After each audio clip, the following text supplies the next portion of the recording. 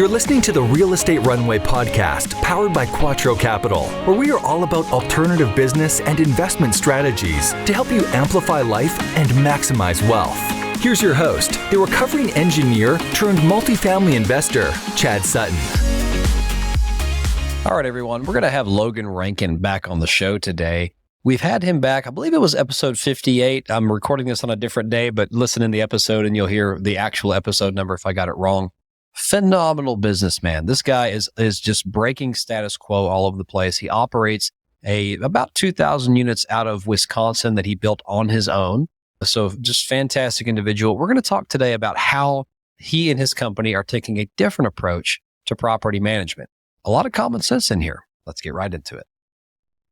All right. Real Estate Runway family, welcome to another episode of the Real Estate Runway podcast. I'm your host, Chad Sutton, and we're welcoming back to the show from just a few episodes back on episode 78, Mr. Logan Rankin. We had a great conversation with him back there talking about, how to build an effective team, how to treat your people as assets, and really just the super creative way that he earned his financial independence by age 30 and has built an incredible and unique company. But today, we're going to have Logan back on to talk about property management, as he is one of the few firms I've seen who has successfully vertically integrated and has done it in a way that actually is profitable. So, Logan, welcome back to the show. How you doing, my friend? I'm doing fantastic. Thanks for having me on, Chad. And I'm excited to talk about this topic because it's always been important. But for the last 5 years, I don't think good property management has been as needed as it's going to be in maybe the next 1 to 3, for sure. And I think people are starting to feel that too. So I've been good though, man. I've closed on a few deals since the last one, but right now I'm actually working on probably a lot of what we're going to talk about today is systems and ensuring things are running as well as they can and ensuring that you're protecting the assets through good management that we've already acquired. I love that. Well, let's get right into it. We've, and by the way, go back and listen to episode 78. I love Logan's story, just how he rose through the ranks of corporate, put his money into assets and just blew it all up. So it's just incredible. But yeah, let's focus on that a little bit. So maybe start off with, why vertically integrate? I mean, at some point you were buying a lot of assets and you decided, to control the CapEx. I think you have a construction company as well, and also control the property management. But let's start there, and then maybe let's get into the how a little bit. Yeah. I think there's a few different reasons I started to go vertically integrated. I mean, I do have operations and systems background. I also have led really large teams in my Fortune 50 company before, and I think we touched on that in the last episode. But when I was looking at, being financially free, part of being financially free is also having control, right, over your assets. I never felt like I had control over my assets in my 401k. I thought that was more gambling and just hoping, right? I mean, I think people are seeing that this year as most 401ks are probably down over 20%. You don't have control. I started buying these properties and I had a third-party property management company. They're doing a good job. Honestly, I was fortunate to find a property management company right away. But when I left my job at 30, I wanted another layer of control. I didn't just want to asset manage. I wanted to build my own property management company, and I wanted to have all of the control because I knew just because times were good, because this was in 19, doesn't mean that times in the future would be as good as they currently are. And when times weren't great, I wanted to have as much control as I could as possible. And I also knew that I didn't want to be in the business forever. Property management's tough. So my first hire was actually the president of the company. I wanted somebody that was amazing to be able to run the company for me so that I could work on the business. I could work on the systems instead of feeling like I'm working in the business. So, to answer your question, the reason why is I wanted more control and I wanted to make sure my assets were protected so I could continue to have financial freedom. I also saw, Chad, so many opportunities in property management. It kind of reminds me of our education system. It's so old school, right? Everything has been built for a long, long time ago and they haven't updated it. You can actually see how ripe it is for disruption. You got a lot of, landlords and property management companies that run properties as if baby boomers are the number one renters. They're not anymore, right? It's millennials, it's Gen Z, Gen X. The experience and what the people that are actually renting want has substantially changed. and so have their expectations, but we haven't. And that was another big reason, because I just saw a gap in not only protecting my assets, but like, how could I deliver an experience or do something different here? So, and then the last reason I'll just mention, because we'll get into this too, is I've been using my own capital. All right. I haven't done a syndication. I don't have partners. So to scale, I needed to be able to reposition my properties or create a lot of value with speed. And property management companies, you have to be really, really wired in to be able to not only manage it, but also rehab these units or reposition these units to be able to change the NOI and increase the value. And if I could do that quicker, I could get my capital back and I could buy more deals. So Absolutely. When I had a third-party management company, I started in 2013. From 2013 to 2019, if you look at my track record or my timeline on my website, I acquired 252 units from 13 to 2019. From 2019, when I started my own property management company, to today, I have just under 2,600 units. So you can see the difference, right? Now, some of that was because my capital stack continued to grow because I had the time and I had the foundation of those 252 units. But the other reason why is I didn't just build a property management company. I bought it. I built it with part construction too, so we could reposition faster. Yeah, that's really good. And I think you touching on speed of capital is really key. And I'm sure we'll get into the control aspect of it. So you mentioned that your first hire was your president of the company, and then you went so far as to build it out from there. So did you when you were setting this up, did you emulate the company that you had that was working well for you, or did you kind of just blow up the vision and have an entirely new vision for how you're going to staff it? What type of roles you need? I'm curious how the development process went, and then we'll get into more about the actual management, I think. Yeah, we blew it up. We didn't do anything that any other, I don't think there's any property management company doing things the same way that we are. We got so many things that are different. So for example, most property management companies will have their internal team and then they'll have a property manager on site. Right. We don't have property managers on site. One of the things that we've designed and that I realized really quick in the game is every property manager I met, even the very best ones, they are wearing 25 different hats, right? They are the delinquency person. They are the leasing person.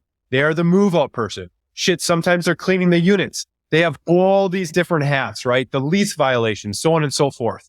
If you read any good book, nobody can be great, I should say, at 25 different things. You can only be great at a few different things.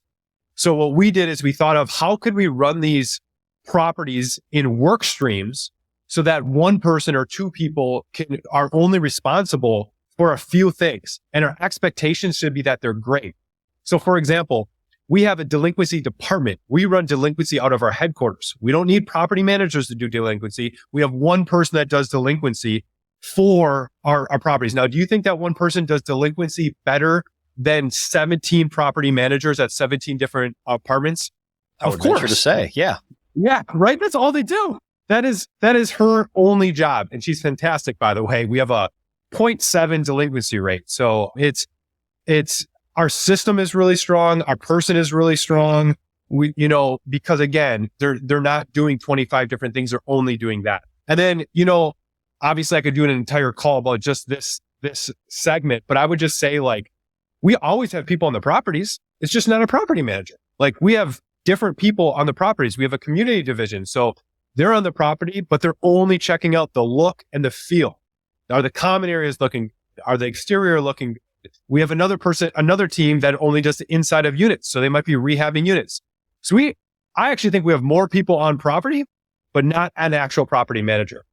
And so it's a different way to structure your property management company to be really, how do you set it up in a way where the system and the person only does a few things, and you just raise your expectations of how well they do those few things. So that has been, one other example I'll just share too is in Wisconsin or in most states, especially during COVID, I think the average is 47 days to fix something. So a resident puts in something like they need a new fridge, or their dishwater doesn't work, or their garbage. Did you say 46 days? Holy smokes! Yeah, it's something crazy like that. It was over a month.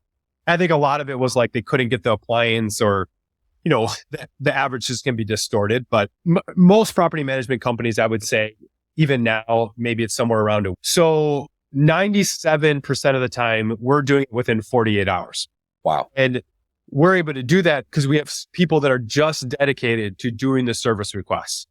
They're not rehabbing the units, right? They're not doing preventative maintenance. They're doing the service request, and that's their job in their territory.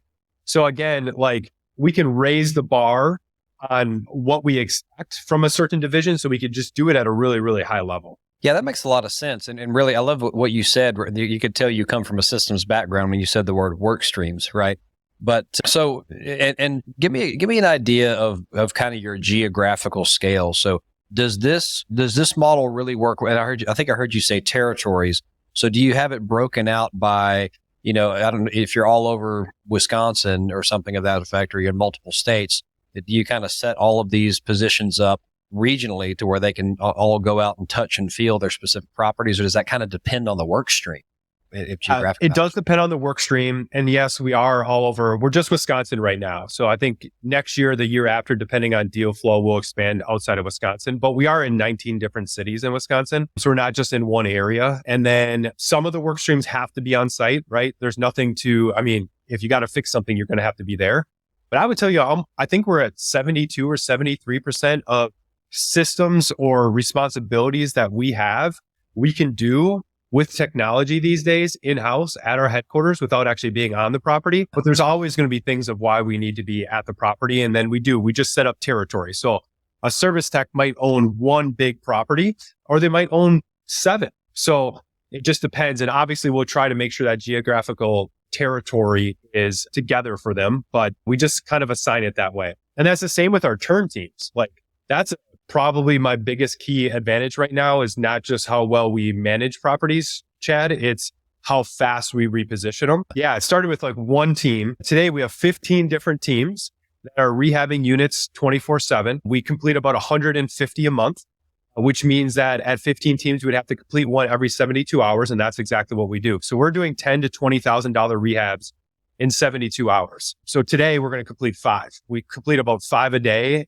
And that's how we're able to churn through these. But if you think about it, if that's all you're doing, if you have a crew captain and 2 people that are underneath you, which is what and those team members are because they're just boxes. Apartment unit is just a box. So you get really good at putting in LVP. You get really good at putting in cabinets. Absolutely. And you can start churning these things out. So it started with one team. And then it's obviously slowly expanded to where we are today. And, there's crew captains and there's leaders and there's even an operations. So there's a lot of layers in between, but their goal, they're measured on speed, they're measured on quality, and they're measured on cost. Their goal is and speed first, because it is a key. It's hard enough to find materials, but finding labor for, I think a lot of companies right now have a tough time with that too.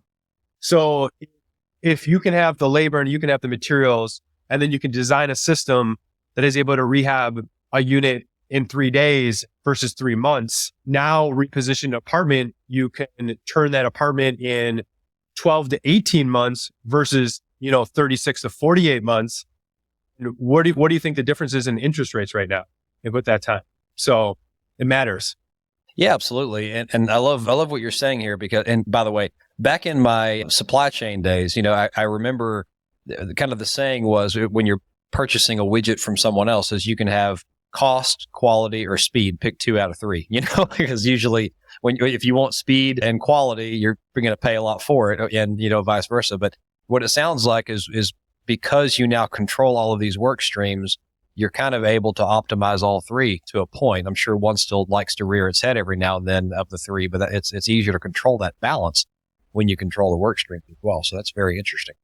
They all rear their head once in a while. Yeah, it's a constant whack-a-mole, but yeah. So let's talk a little more on the construction management side, because that's really, where there's 2 major parts of property management, I think. One is customer experience, because at the end of the day, you're delivering a customer experience and you want to retain your customers. And I see how you're accomplishing that with, having people get really, really good at their jobs. And I'm sure there's no exception for your marketing team and those who actually interact with the people. They're probably very, very good at interacting with people, and probably aren't going to be apt to have had a bad day because they just spent the morning evicting somebody or something like that, right? So that is very good. On the construction side, So speed and quality is obviously, important when you're trying to roll through one of these things in time. So I'm curious, at what level have you chosen to break out, what you contract out under? I'm sure you have a lot of these people working for the company directly. So, are you acquiring your own materials? Are you, working with supply houses on that? Do you, still hire out painting to third-party companies? Like, I'm curious where you own the work stream and where you still contract and what you found works the best for you, Yeah, good question. In general, with our teams, by the way, we keep about 80 to 85% in-house. So meaning that 80% of the 15 teams are actually, right? They're W-2 employees. And then 20% would be 1099 contractors. So they do work for us, but they probably do work for other people as well too. But we've trained them. They understand our expectations. And we'll always be at that mark, Chad, 20 to 25% for them. And that's just for expansion. If we were at 100% and then I acquired a 300 unit apartment, we wouldn't have the ability to be able to expand and turn those units. But at the 20%, right, we have enough margin, whereas sometimes we'll go from 80% to 90% or from 80% to 70% in-house. That's fine. Then we just know what we need to get back up for. Because you obviously can't hire an entire team as quick as, tomorrow. So I do think as somebody is scaling a business, you should look at what that flexibility looks like and always be able to merge that. From painting and those other processes, we usually partner with, for materials, somebody that can deliver right to our units. So we'll pay a little bit more for that. So if you can give us a great price, obviously we're just spending so much turning 150 units a month. I think I just looked at the report. We spent like $300,000 on cabinets last month, but $150,000 on just paint and paint labor and paint material. So we can get some pretty competitive prices. But again, for me, it's not just about the cost. Cost actually comes second to the speed. So the majority of our materials are actually picked for us. So they'll pick everything that we need, grab it from the shelves, and actually put it in the unit. So that my turn team just shows up and everything's there in a pallet and they can just start going to it. Doesn't always happen that way, but that's ideal state. And if there's a snafu, then the guys would have to go back to the store or wherever we're buying it from to be able to grab it. Cleaning's all in-house. I'd say painting's about 50-50 right now, but I think we'll navigate to 100% in-house with that too. Some of those easy, controllable things that, again, not about cost, but just about speed. If you can't get somebody in to paint it, and that's the last thing we're waiting for, to be able to move somebody in, and we just spent $20,000 on the unit. That's just not acceptable. So, and that's the other thing that it does too with speed, right? If you can keep more in-house or have good systems, it's not just about your ability to reposition your property and get your money back through refi. It's about not losing rent. You take 3 months to rehab it. That's 3 months of lost rent. For us, we can do it in, I would say, at least half of our turns for the month we're not losing any rent on. We're turning them before month's even over.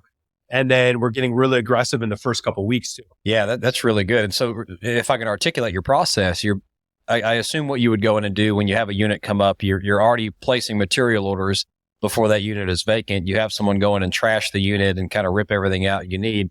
And then this is where I hear your logistics brain a little bit, because in your supply chain brain, because you're saying, look, I'm willing to pay a little bit more to A, not have to warehouse my own material, and B, not have to deal with getting it from, whatever storage facility to the unit. It is placed in the unit, almost in a kit, if you will. And then this is where your guys come in. This is where you control it on maybe an 80-20 basis, some contractors and some employees. You control the work streams that then come in and not only rip out, but install all the new stuff. And if everything's there on site, they're not waiting for materials. That's where they can blitz it, be efficient, and the unit can be done in a couple of days, something like that. That's exactly right, Chad. And I would even say, this might be really valuable to some of your listeners. If I could back up a second too, Please. I think if you're listening and you're asset managing your property management company, or if you have your property management company, or you're looking for a good property management company, I think just ask about the processes, because most of them are common sense. They're just not well thought out, and there's not like systems or timelines. So for us, every time we come up with an SOP, a standard operating procedure, we think about no shared accountability, who's responsible for it, how many days do they have, what do they need to deliver? And for example, what Chad and I are talking about right now is the turn life cycle, right? When you turn a unit over. And I think this is one of the most important pieces in property management that I think is done very poorly in my experience or in my opinion. And I'll share a few things you can literally ask. Like I'll just share like how our process goes, right? It's pretty common sense. Step number one is a resident puts in a 60-day notice. That's what we require, 2 months. So when they put in a 60-day notice, it should go to somebody. So at our company, it goes to somebody. The first thing that they do is you try everything they can to be able to keep that resident. Why did they leave? Is there anything else we can do, right? But they only have 24 hours to do that. The next 24 hours, they put it into our queue, which signals for our operations leader that there is now a move out coming and they're in 59 days, right? Because we're on the next 24 hours. That operation leader has exactly 7 days to do a pre-inspection. Now I'll just stop for a second here. A lot of property management companies don't do a pre-inspection. You know what? They wait. You have an apartment and you don't even know someone's going to move out. And then all of a sudden somebody moved out and you call your property manager like, why is this vacant? And they're like, oh, they just moved out. We're going to do an inspection to see what's going on there. And we'll let you know how that inspection goes. Like meanwhile, like 7 days go by, they finally do the inspection. So it's been vacant for 7 days. Then they come back to you as a property owner with a plan. Then you either execute the plan and then you're kind of like at this point, like, I don't really want you to rehab it. I got to get it re-rented. When are we going to, how long is that going to take? The pre-inspection solves all these things. So within 7 days, we do a pre-inspection, which is where our operation leader will actually go while the resident is still there and they'll fill out a form and they'll look at everything we need to do. And they go back and then they have to talk to the operations director and they have to talk about what kind of rehab are we going to do. We do only 3 kinds of rehabs. Guys, it shouldn't be an emotional decision. It shouldn't be a Menards special or whatever's on sale. It should be at your apartment. We're either going to do a light rehab, a medium rehab, or a heavy rehab. And then you just decide what those are as the owner, right? A medium rehab, I want luxury vinyl plank. I want all new flooring and I want the thing painted. And maybe if an appliance or two has to be upgraded. For us, that's around $5,000. Okay. Now, if you decide to do the medium rehab, that property management company, or in my case, the operation leader, should be able to tell you, well, how much, because you have to decide, like, why would you do the $5,000 rehab if you could do a light rehab for $1,000? The only reason you do the $5,000 medium rehab is because you could potentially get more rent. So I require my property management company to tell me how much more in rent. So in this case, let's say we could get $150 more in rent. Well, it's a simple formula. You take 150 times 12, that's $1,800. 1,800 divided by 5,000 is a 36% ROI. So if that 36% ROI is better than a light rehab where we can only get $20 more in rent, then we should probably spend a little bit more money, because I would take a 36% ROI any day, all day. And we should even look at what the heavy rehab is. Maybe the heavy rehab is $15,000, but if we could get $500 more in rent, maybe the ROI is better. So they should be convincing you to do the rehab that is going to make you ultimately the most money. And in our company, they just do that. They do the pre-inspection. They take a look at, well, here are the kind of rehabs that we've assessed for this apartment. Clearly, this one, based on damages or what's been done or not done, we should do the medium. Okay. And then what they do is before day 50, so they had 7 days to do the pre-inspection. Then they have about 48 hours to meet with the operations director and pick light, medium, or heavy. Then they pick it and they actually send to our suppliers what we're going to need for that unit 50 days in advance. That's why we don't have material problems. We do, but we don't, like most people, because we're giving our suppliers 50 days before that person even moves out. Okay. And then obviously there's a few steps in between. Then the resident moves out. Our team is there. If that resident is moving out, and most of them we have in our leases to move out on the 25th of the month, it gives us an extra 5 days to try to rehab it before the new person can move out. We literally get the time that they're leaving.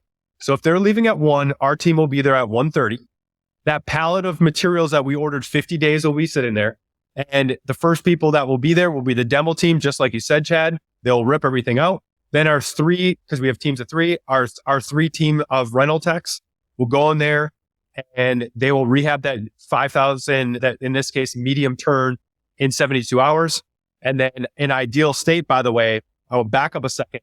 When we know it's going to be a medium flip and there's 50 days to go before that person moves out, what is the other thing that a property management company should be doing? Advertising and leasing the damn unit, not waiting. I was coming off mute as fast as I could. Yeah. So we're leasing that thing.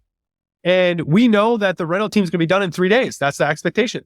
So if they moved on the 25th, we got the next person moving in on the 29th. And for a leasing specialist to have 50 days to rent that, for a property owner to know that you're not going to miss any rent, but plus have $150 more in rent, and a place that has now we've hardened through putting in LVP and new paint so that, it's pet resistant. It's probably going to last a lot longer. You're going to have less overall maintenance and repairs, which is going to lower your operating expenses. That's huge.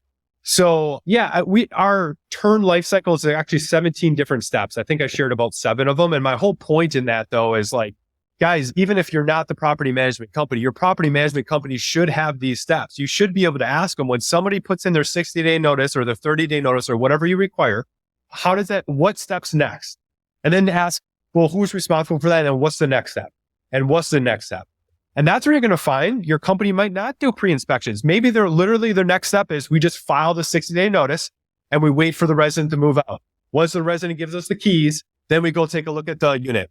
Well, that's a bad process because again, you're going to, no matter what, you can't even list that unit to be able to rent because you have no idea what that unit's going to look like. So sorry to go off on a little bit of a tangent there, but I'm just really passionate about that. And I do think these next 12 to 36 months, guys, it might have not have mattered before, but every dollar is going to matter in this recession.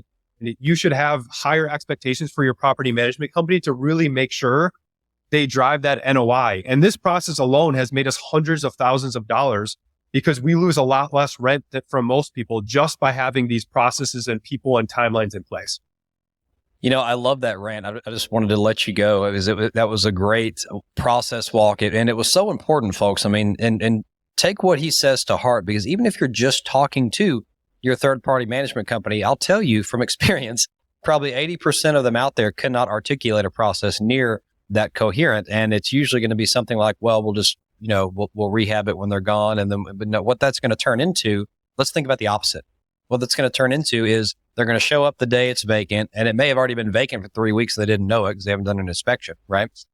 Exactly. So you've already lost rent there, and they're going to go in, see what needs to be done, order materials. Today, you're probably now a month behind because you can't get materials for 30 more days. And so you're already, before you even get started, you've lost a month of rent, And so processes like this are going to be this is the balance between construction and operations. It has to be very delicate. It has to be hand in hand. And this is why I cringe when I see a management company and a construction company trying to work, in harmony, because it doesn't happen, right? There's no handoff unless you hire people to do that. There is no handoff. So, wow, just incredible wisdom given here. I'd love to keep going on this all day. And I know you're a busy man and we're coming up on our time here, but any final parting thoughts on, just things we may not have touched on in all the nuggets we've gotten today regarding how you've set up property management?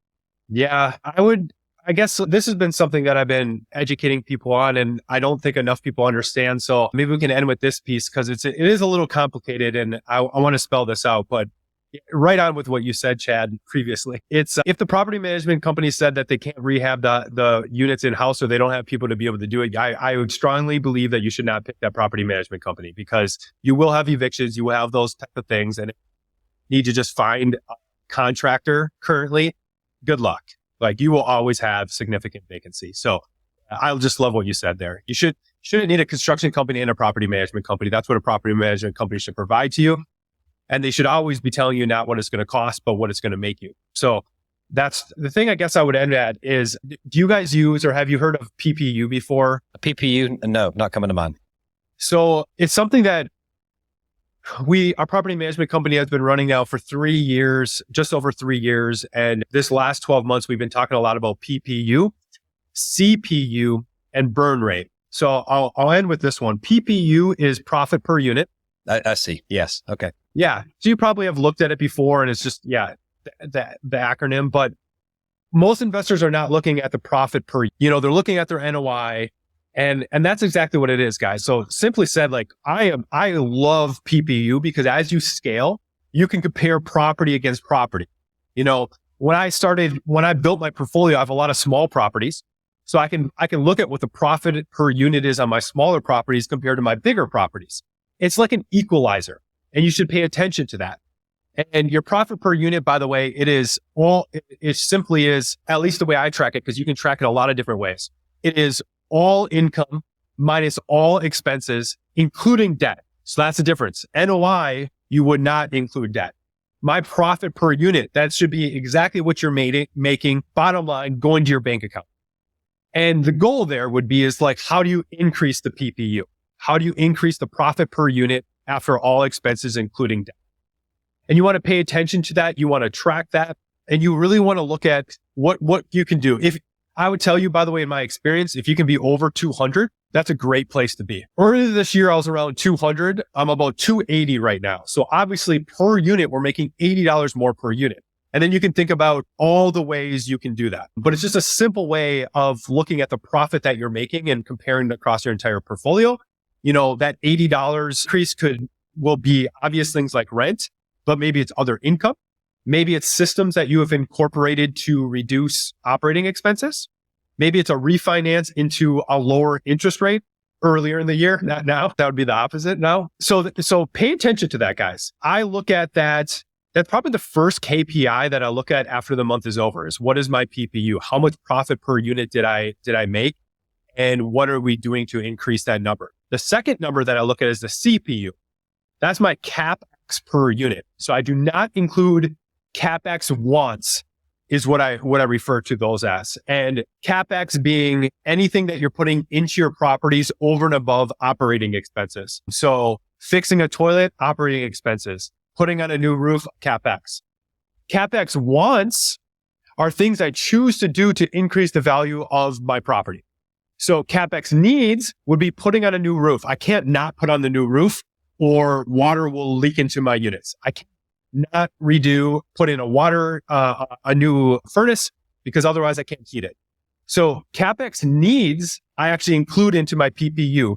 CapEx wants would be like you choose to put in LVP versus carpet because you think you can get more money. You choose to rehab the units. I think it's an important distinction right now because obviously capital is really important as we head into recession. So you want to know what you have to have money for, that you need to have money for, and then what you choose to have money for. Because you could choose obviously not to rehab the unit and rent it out for a lower price and just not sink as much money into it. So I keep track of CPU. And that is how much do I want to put into my units after my PPU. And this actually is something I get pretty aggressive on because the only reason you would want to have CapEx per unit or once is because you're thinking long-term and you're going to make a lot more money, right? Because this is like the rehab process and putting it in. So usually, and it helps you for as you acquire new properties. So I use this as like, what is my CPU compared to my PPU? Because if let's just say my profit per unit, I don't want to get too complex here, but this is so important, I think, because it absolutely is. I see where you're going, and I wish I had my acronyms right. We call this something different, but yes, this is so important. Keep going.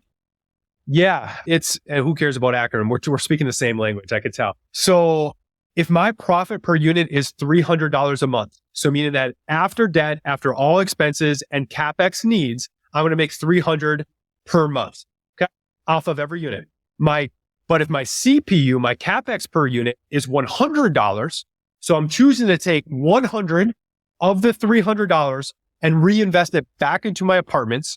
And the only reason I'd want to do that is because I believe that $100 investment is going to increase my PPU from 300 to more, right? You gotta look at both of those in tandem. And then what you can do is, if you acquire a new apartment complex, you can do that right away. So what is my PPU? Oh, it's only 50 because I bought it really high and the whole thing needs to be rehabbed. And let's say your CPU per month is 100. So now we're at a negative 50 and that is your burn rate. So on this new property, you are at a negative 50, meaning you're still cash flowing. You're cash flowing the $50 PPU, profit per unit, but you are choosing to take $50 that you're cash flowing, put it back into the apartment, and then grab another $50 from your bank account and put it back into the apartment. So you're actually investing more than you're taking out, which creates a burn rate of $50 per unit. So why is that important? Because then you compare that to your total collection of properties. So in my example, I'm at $300 PPU, 100 I'm putting back in, but now I'm at a negative 50 with this new 100 unit acquisition. So now that crunches.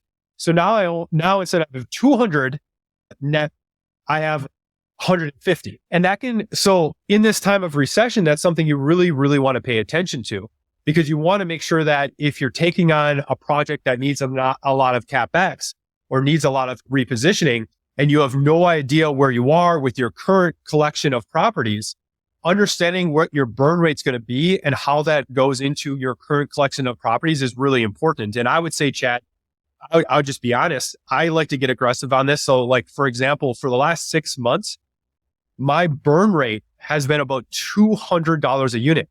So that means if I am making $300 in PPU, I am spending $500. So that means just under 2,600 units. If you do the math, I'm burning $200 a unit. So do the math of 200 times 2,600. That is how much I am burning, or I'm putting back into my properties. And I think a lot of people get confused with this, and they would be like, well, why would you ever do that? Like, you are spending $500,000 back in your properties. And obviously the reason I'm doing that is because I'm going to move my PPU from 300 to maybe 400 to 450, and which is pretty significant. And my CPU is going to fall because once they're done being rehabbed, I have nothing else to be able to do. It's just dangerous, right? You want to be careful that you have that capital set aside in a time like this to be able to do it. So that was the last thing. I know that was a little long too, but I do think the PPU and the CPU and your burn rate is something you can really pay attention to, especially if you're buying value add properties. You know, I'm so glad you went on that rant, and this is where I'm going to nerd out with you for a second, because, you know, we do this same thing, but we look at it a little bit differently in that, you know, you have to think about two things on a value add proposition. You have cash flow, which I think everyone's pretty good at underwriting cash flow. You figure out where are rents today, where are expenses, what are they projected to be, what's going to happen to your taxes, what are you going to rent things up at over time. So we're good at predicting, you know, in place and pro forma, right? 2 points in time. But I think what people forget a lot of times is there's a point where you start and a point where you finish. And the line between those 2 points could take a lot of different paths to get there, right?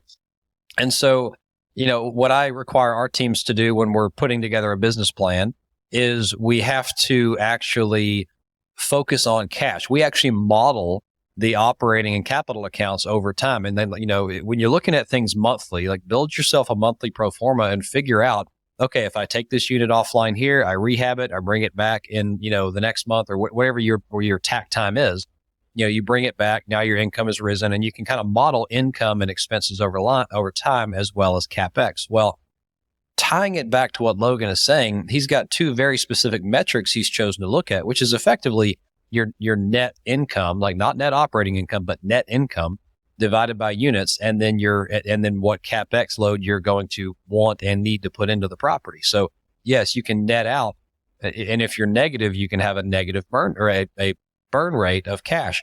So what we do is we actually will say, okay, well, if I'm going to burn negative cash, let's say it's going to take me 12 months to do this project. So I know I'm going to be spending more than I'm earning on the property for 12 months. So you have to figure out how much cash do you need to have. And then I want to stick that in the account and the model, and I want to watch it burn down over time and make sure I don't bleed out and I have a little bit of margin for things to go wrong. And because like what he's saying is you have to be careful with that. You have to spend money on your building to increase the value. And sometimes, especially recently, maybe not in the future years, but in recent times, you've had to pay a lot more for things than they're really worth, you know, because of the value add. And so you have to be very hyper focused on not just the projected cash flows in place and future, but on the cash and how long it's going to take you to do that, what your burn rates are, and make sure you don't bleed out in the middle of it. Because I mean, the only way you get in trouble in this business, folks, is two ways.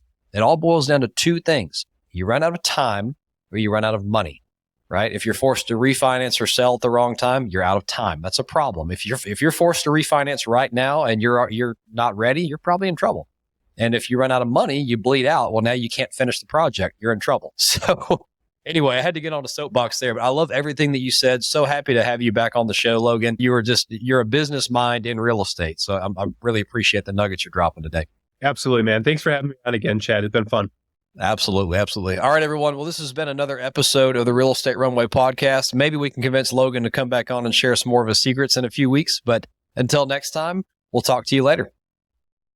All right, everyone. That was a fantastic episode with Logan we just had. Remember, if you get any value out of this show, I would greatly appreciate it, as would the Quattro Capital team, if you would scroll down and leave us a 5-star review, maybe just a little thoughtful comment. Those are really worth their weight in gold, and they truly help us get the show out to more people. So we so appreciate you for doing that. We appreciate you as listeners. And if you want to follow us on social media, LinkedIn, Facebook, or Instagram, please follow us at Team Quattro Capital, all one word, no spaces or special characters, or just visit us at thequattroway.com. Until next time, over and out. We hope this episode was insightful and brought value to your day.